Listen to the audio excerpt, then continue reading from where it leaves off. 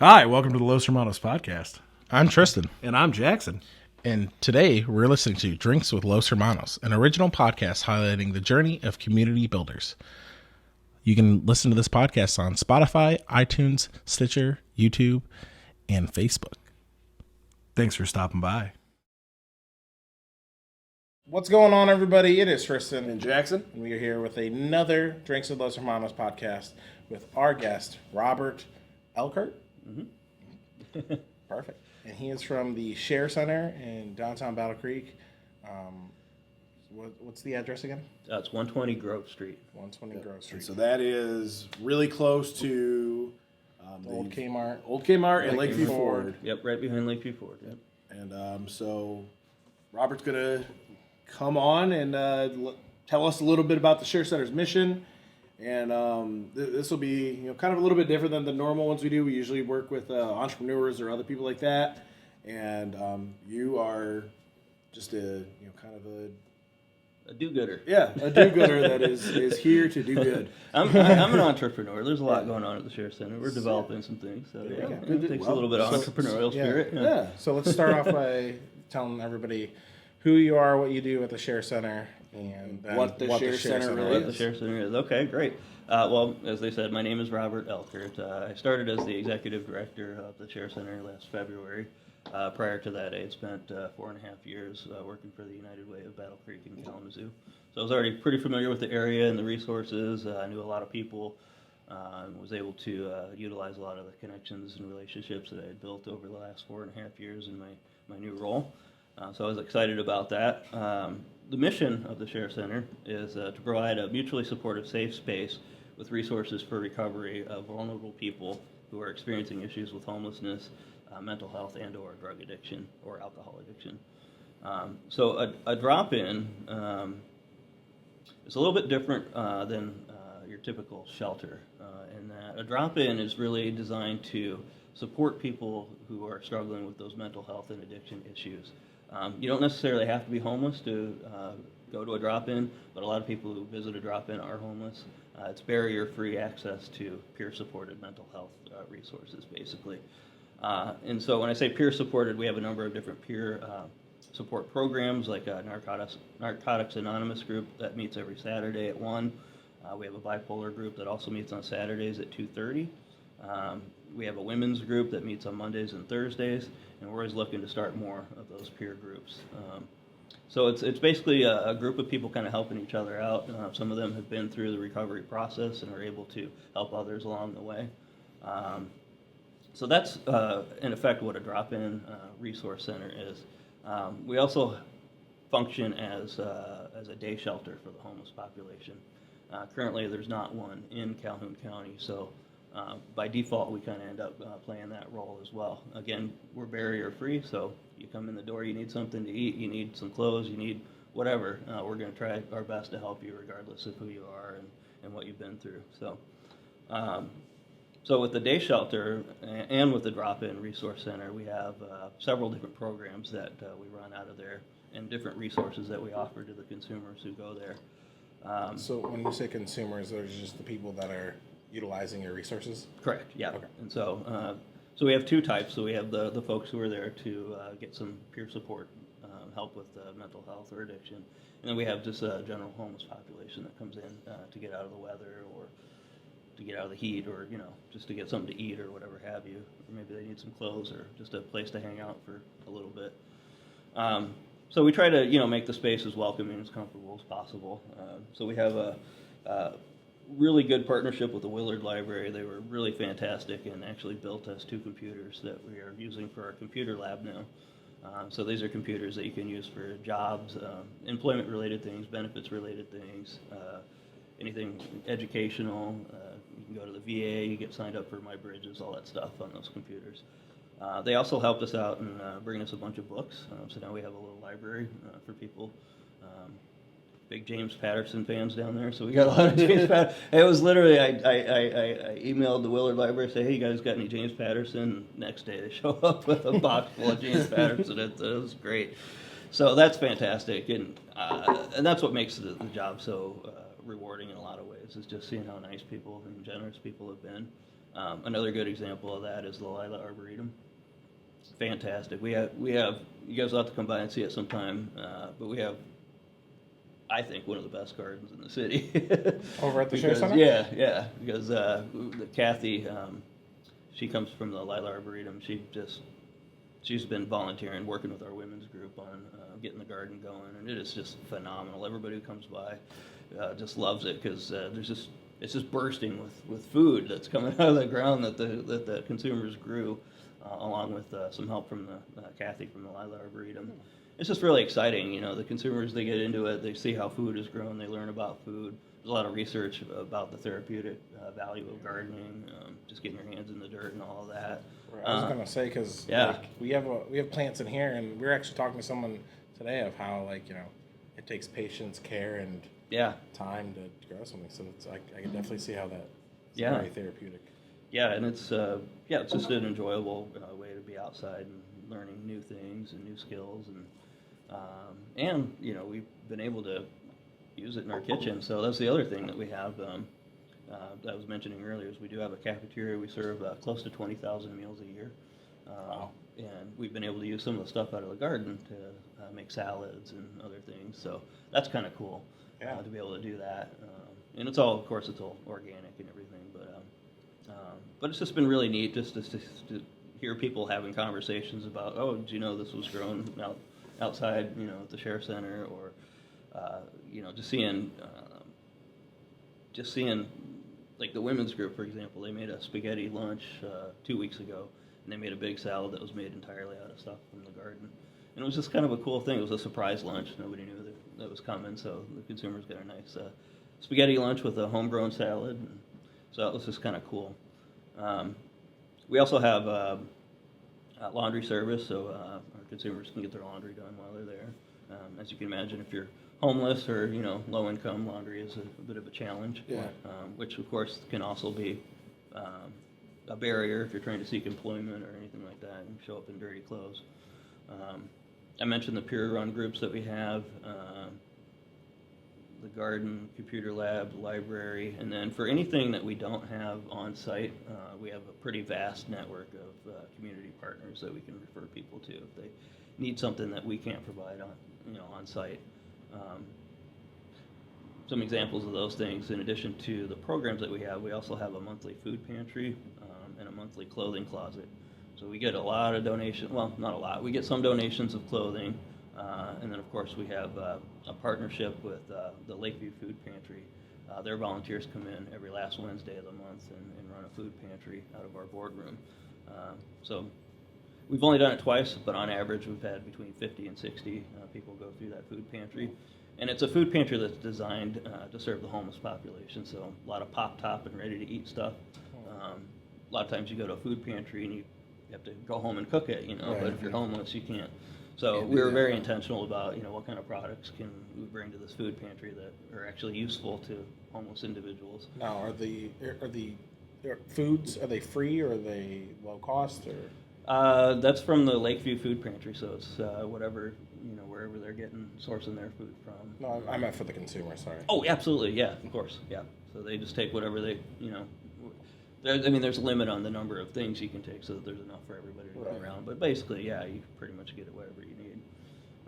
And again, just trying to be mindful about, what can they eat, realistically. Then we also have that clothing closet, too. So we do get some clothing donations from time to time. Always looking for more, especially men's clothing. It seems like we get a lot of women's clothing. And men's clothing, especially shoes, are kind of hard to come by. We do have some housing supports on site. So the Summit Point Housing Office is actually located at the Share Center. So if you're needing help with Section 8 or just affordable housing, you can go over there during normal business hours. We also have a lady who comes up from Kalamazoo every Friday from 11:30 to 12:30, and she does like a little bit of a deeper dive into the housing stuff. So like if you need some additional case management kind of stuff, she'll help you out with that. And then in October, I'm going to be hiring an employment and benefits coach. That's going to be an AmeriCorps position, so part-time. So if there are any college students out there looking for a job next school year, give us a call because we'd love to have somebody come in and be that employments and benefits coach.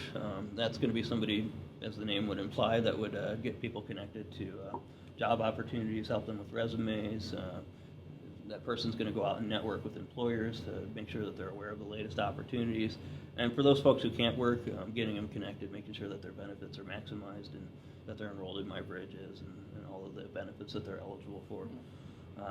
So the idea is to move somebody from crisis into stability. And we do that by, what we try to do is we try to establish kind of our own continuum. So the goal is to meet their basic needs and remove barriers while kind of addressing some of that longer term stuff.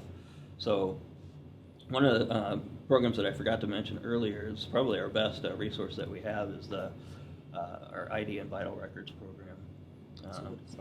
So that actually started about 4 years ago when I was still working at the United Way. I partnered with the Sheriff Center, with the staff who was there at the time, to implement a pilot program from the Secretary of State's office that allows homeless individuals to use alternative identification that's produced by HUD's Homeless Management Information System.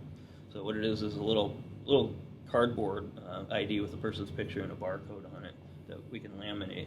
They can take that along with the homeless verification letter and some other documentation to the Secretary of State's office and get an actual state ID.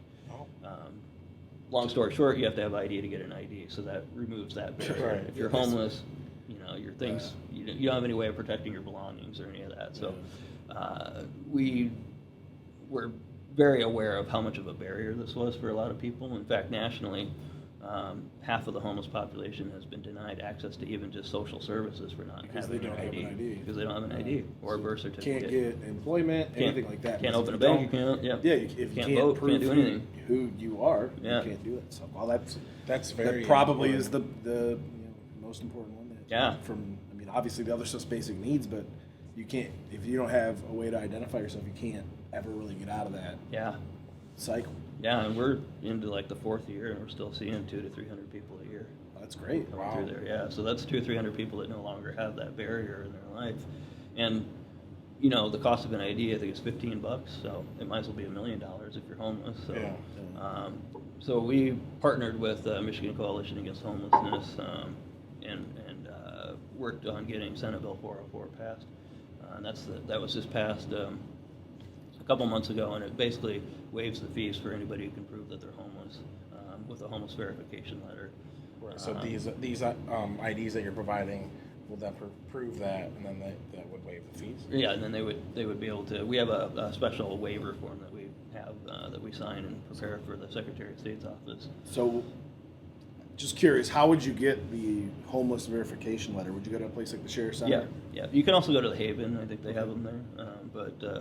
But we have them on site at the Sheriff Center that verifies that yes, the person is homeless. That this is effectively their address, because that's another thing you have to have, right? Yeah. And then we're able to use Senate Bill 404 along with this pilot program that I was telling you about to basically create barrier-free access to state IDs for people who otherwise wouldn't be able to obtain one. We also worked with the county commissioners, and they unanimously passed a resolution providing fee waivers for county vital records. So now, if you come to the Sheriff Center and you need a birth certificate, you were born in Calhoun County, you can have that fee waived when you go to get your birth certificate. So we're really proud of that program, because that's a huge barrier removal.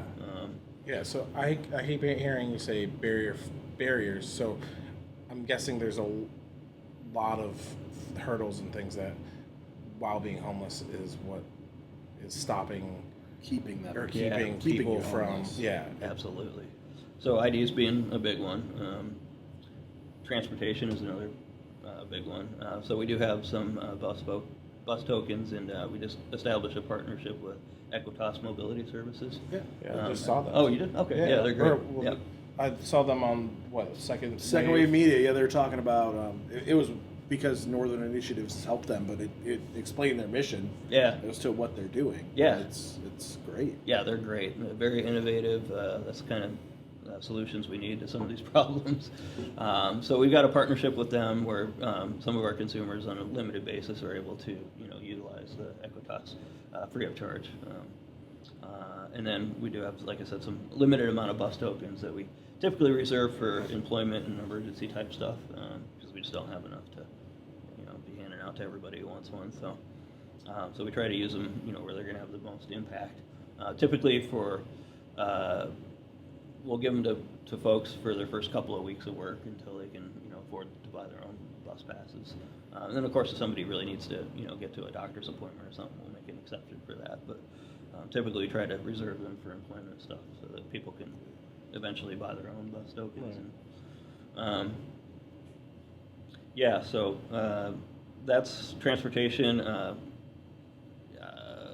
Childcare, again, we were talking earlier about just the lack of family shelters and places for children to go. So childcare is another barrier. It's hard to, kind of do all the things that you need to do if you've got a couple kids with you and you're trying to get to this service agency and that service agency and whatnot. So transportation, childcare, those are big barriers. Another big one, as you could probably guess, is mental health and addiction. Like I said, we're a drop-in. So we do welcome folks who are struggling or recovering from mental health and addiction, whether it be drugs or alcohol.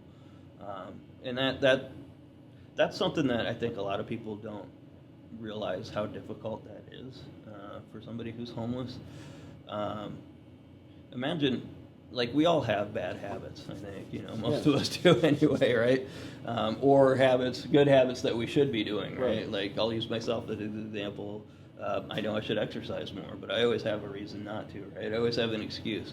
So it's really easy for people who aren't homeless, who've not experienced the battles of addiction and mental health, to assume that, just get it together, pull yourself up by your bootstraps, that kind of mentality that we hear so often. And it's really frustrating because I see people struggling. I see people trying every day. Right. They're trying, but you're asking somebody to give up the one thing in the world that actually makes them feel better at a time where they have nothing else. Yeah. And for people to assume that that's easier in any sort of way, or that people wouldn't need more than one try to do something like that is disheartening.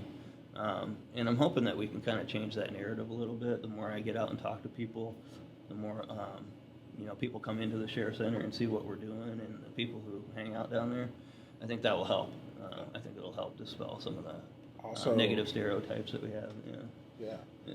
Also, when like we were talking pre-show, we were down at the Cargino, which is in between the Share Center and the Haven, and we got to see a lot of the homeless population travel between the two. Mm-hmm. And one of the things that I was sitting there all day, and days that there wasn't many people down there, I kind of felt a little stir crazy. And the days go, so it feels so long. Now, I can't imagine being homeless and having to Keep that every day. Yeah, right. And so, when dealing with addiction, one day could feel like 3 in someone's mind. Yeah. So, oh my gosh, so I can only imagine it could be extremely hard to battle addiction while being homeless and having nothing. Yeah. And I don't want to run the risk of having anybody stereotype, because certainly we have a lot of folks who come through there who've never done drugs or alcohol. Yeah. But are still struggling, either just financially, just some things happened. A lot of the folks who are struggling with addiction, sometimes it started in the doctor's office, painkillers and stuff like that. So a lot of times, even when choices, I say that in air quotes, choices are made, sometimes it's not, a person's fault that, entirely that led them to the situation that they're in now. And for some folks, there's, mental health is an issue. And again, I don't want to stereotype to create this imagery that, all homeless people have a mental illness or an addiction issue. That's not the case, but a lot of them do. And for those that do have them, that's a significant barrier. I think, most of us these days struggle with some level of anxiety or depression. I mean, not everybody has an official diagnosis or whatever. I struggle with anxiety, and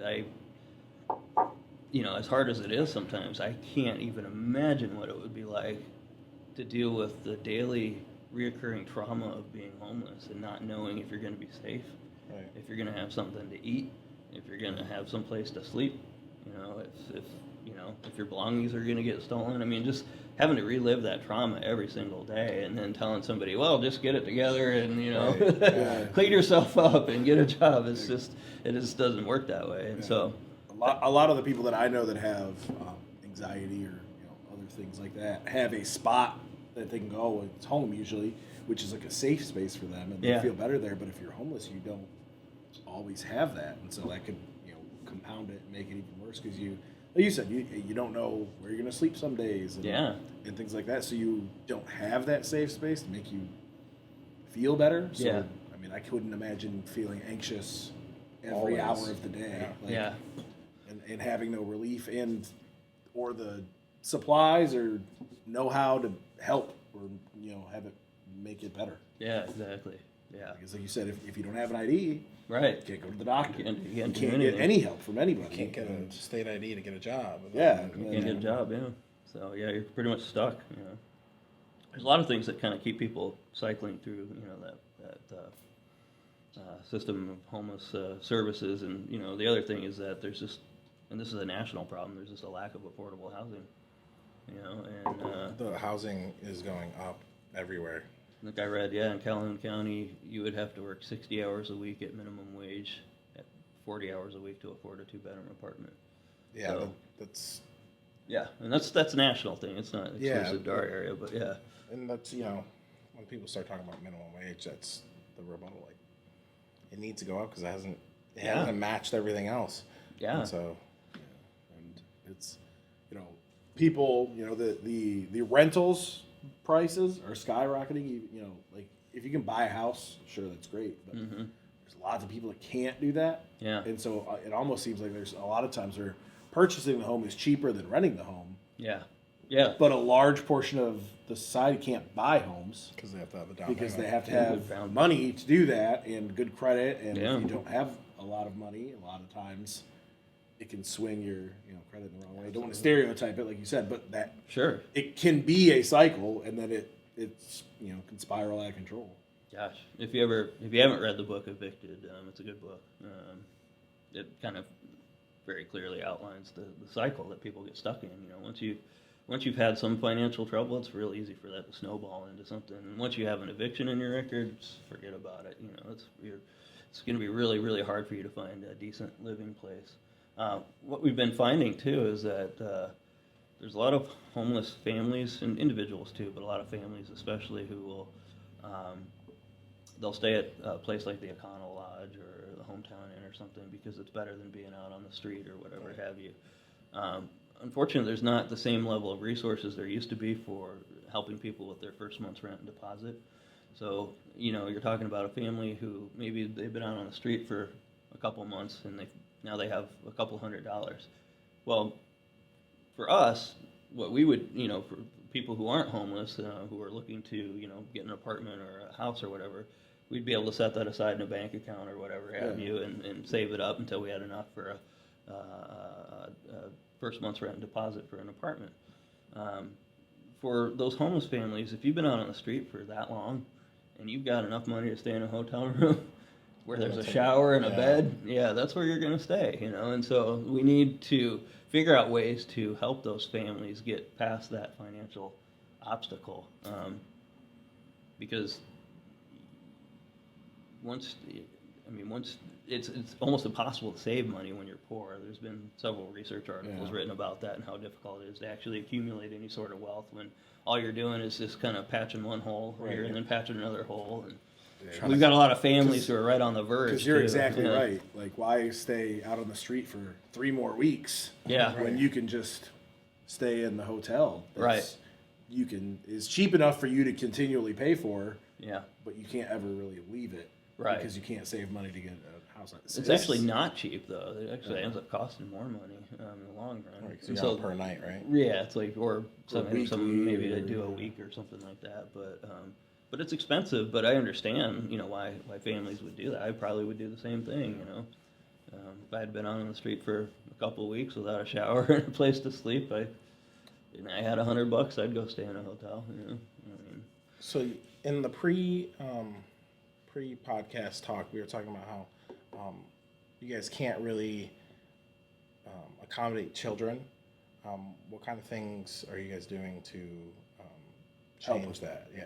Yeah, so what I was explaining was that because half of the building is a drop-in, where we don't background check anybody, it's barrier free. And so we only have adults on that side of the building because we don't know, again, no background checks or anything like that. So it would be, could be a problem to have children over there.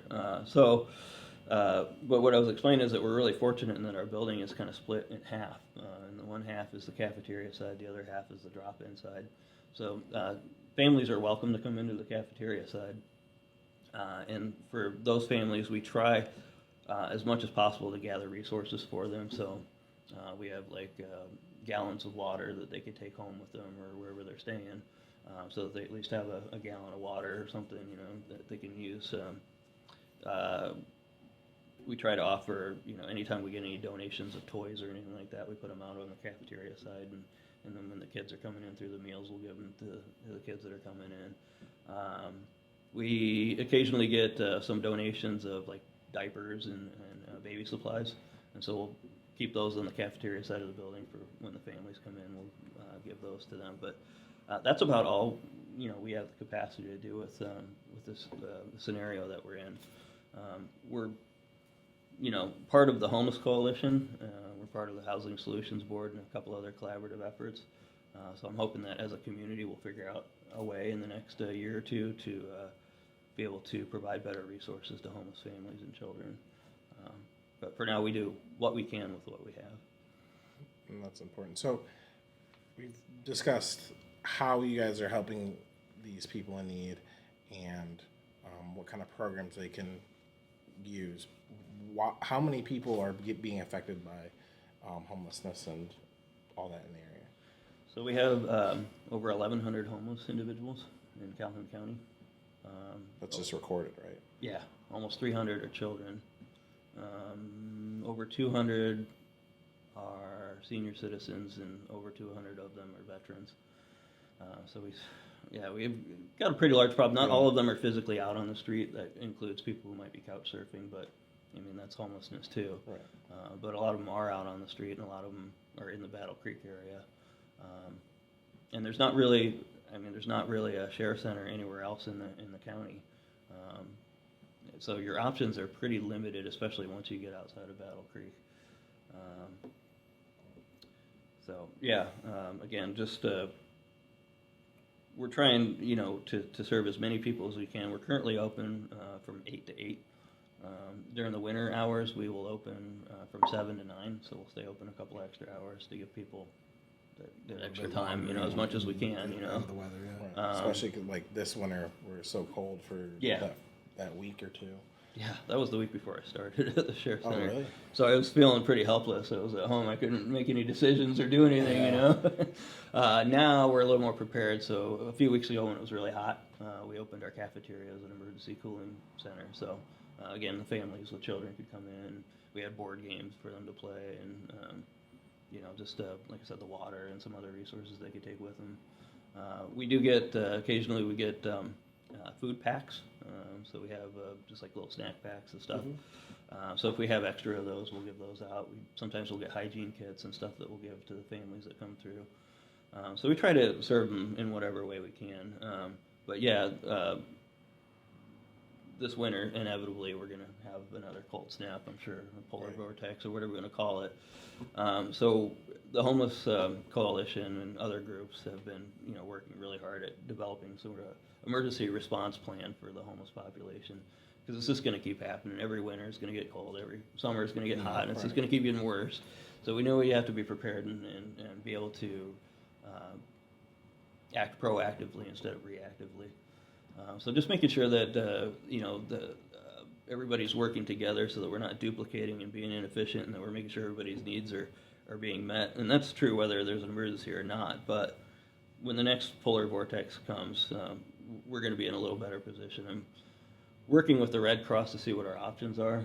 If we could be an overnight shelter in those types of situations, and making sure that we're covered, insurance-wise and all that, all the red tape and all that. But So the goal is to be an emergency place for people to go when weather's like that. Are there restrictions on you guys being like an overnight shelter, or is it just staffing and? Staffing, well, Right. yeah. So normally a drop-in wouldn't be an overnight shelter, even a day shelter would normally be an overnight shelter, because we have the overnight shelter already as the Haven. So yeah, the extra costs come with having to pay extra staffing, extra supplies because we'll order extra food, we'll make extra meals and stuff like that for people. So we're actually getting ready to launch a little fundraising campaign for our emergency fund, and that helps us buy some of the supplies and offset some of the staffing costs for when those things happen. It's important to have that money available ahead of the disaster. Yeah, right. So you can buy the stuff so that we you have need. it ready when it happens instead of afterwards, which is. I spent 2 days driving around the county picking up bottled water. But so to have that ahead of time before the severe weather would be hugely beneficial. So we do try it. So there are multiple ways that we do serve families in the cafeteria side, and then again, the sports, especially when the weather's really bad. So we do what we can. But again, we got to come together as a community and figure out how to provide some shelter options for families and children. That's one of the main things that we have, we're trying to help is build a community, and this is just another branch of that. It's it's not necessarily a business community, but it's trying to help those of us that are most vulnerable to things that can't always help themselves, and there's a lot of people that can help. So it's just one branch of one little thing that we can do as a community is help people out like that. So what are some of the things that people can do that you guys are looking for? Well, if people want to go to our Facebook page, Share Center BC, or our website, sharecenterbc.org, they can learn more about the Share Center. I think that's important. A lot of folks maybe have heard of us but don't know exactly what we do. So I think that's important for people to know what resources are out there, so that if you come across somebody in need, you can tell them where they can go and get help. We, like I mentioned a few minutes ago, we're starting a campaign for our emergency fund, so we could always use financial support, again, to be that emergency shelter when the weather gets bad. Just general operating support. We're a small organization. There's 9, including myself, and like I said, we're open for 12 to 14 hours a day. So we're on a pretty shoestring budget. And especially because, again, we're serving those 20,000 meals a year. So, we do get we do get some support. Summit Point's been very supportive. United Way and the Community Foundation are kind of our 3 sources of funding right now, and then whatever we can get in through donations. But we do need some additional financial support to get through those emergency times to be able to offer more programming. And to be able to serve more families on the cafeteria side. What we're trying to do is make it so that at no point during the week a person wouldn't have access to a meal. So whether it's dinner on Monday or lunch on Friday, that at some point between the Share Center and the other service providers in the area that you have access to a meal. And that that costs obviously some money to be able to do that. So we want to make sure that we're addressing food insecurity both in the immediate term and then with the food pantry stuff on the longer term. We could always use donations for things that are ready to eat for our food pantry that we have every month. I mentioned before clothing. We have a clothing closet. We could always use donations of clothing, again, especially men's clothing and shoes. Those are always things that are in need. Volunteerism, that's always huge. We could always, anybody who's interested in leading an art or a music class, that would be phenomenal. Or if you have some other talent or skill that you want to share with other people that you think might be of interest to the folks who come down to the Share Center, I'd love to hear from you. And we are actually, haven't officially announced it yet, so this is the first time, I think I've said this in front of a public audience, that we are going to be in the very near future launching a capital campaign. The Share Center long time ago. Well, it started in the early 90s. Before that, the building was a Hill Piston shop. It was an auto parts store. So not really set up to be a drop-in day shelter. And it works fine. Like I said, we got the two halves of the building, so that was very convenient. But there's a lot that could be done to improve just the overall look and feel of the building. Again, being mindful of that psychology that people have. If you walk into a place that looks depressing, you're going to be depressed. If you walk into a place that looks open and free and supportive and happy, you're going to feel, you're going to feel that a little bit more. So we're trying very hard to just be mindful of just the psychology of how the building looks, how it makes people feel, how it might make, being aware of, people's different needs, especially when it comes to people with disabilities. So making sure that all of that is included in the new design. So it's really exciting. It's going to be a few years before all of that comes to fruition because we're going to have to raise quite a bit of money. But it's really exciting. We got an architect to come out and do some drawings so we can actually visually see, what the goal is.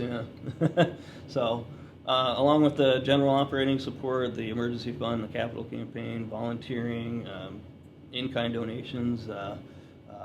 I mentioned clothing. One of the things that is a big expense for us right now is actually coffee.